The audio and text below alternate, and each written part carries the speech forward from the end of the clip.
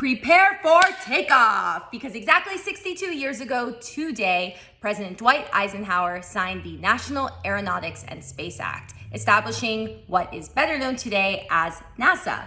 At the time, NASA was a civilian agency responsible for coordinating America's activities in space. NASA has since gone on to sponsor human and mechanical space expeditions that have provided vital information about the solar system and the universe. They've also launched numerous Earth orbiting satellites that contribute to weather forecasting, navigation, global communication, and a whole ton of other things. So why was NASA launched in the first place? Well, on October 4th, 1957, the Soviet Union launched its first satellite, the Sputnik 1. The Sputnik was about the size of a basketball, and it weighed 183 pounds, and it orbited the Earth in 98 minutes. This was wild.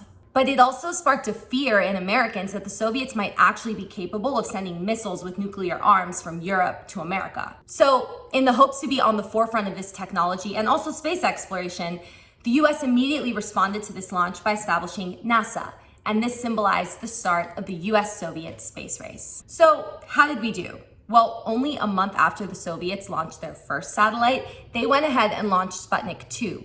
Only this time, it carried a dog named Laika, who was the first living being in orbit. Fun fact, Laika was actually rescued from the streets of Moscow, and she was trained for her expedition with 2 other dogs. The Soviets figured that she was already experienced with the harsh conditions like hunger and cold temperatures. Living on the streets of Moscow ain't easy. So they figured, she would be really capable of enduring small spaces and eating less than desirable foods, and she was one tough dog. Anyway, back to the space race. So a month later, in December of 1957, the US attempted to launch its first satellite called the Vanguard. But unfortunately, it exploded shortly after takeoff. Awkward. Things really started to heat up in May 1961 when President Kennedy said, quote, "I believe that this nation should commit itself to achieving the goal before the decade is out of landing a man on the moon and returning him safely to Earth." And as we all know, they did.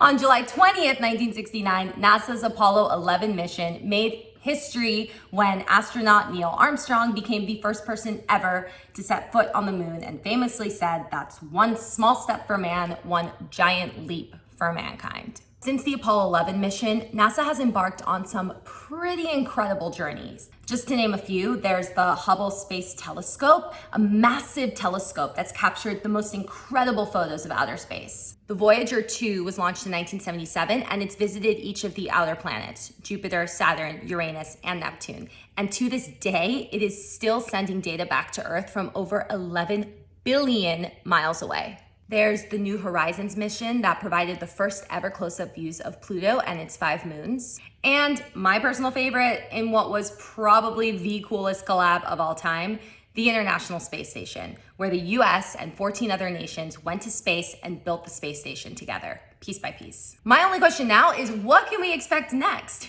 Leave your comments below and let me know what you are hoping to see in the next decade and why or not you think space exploration is important.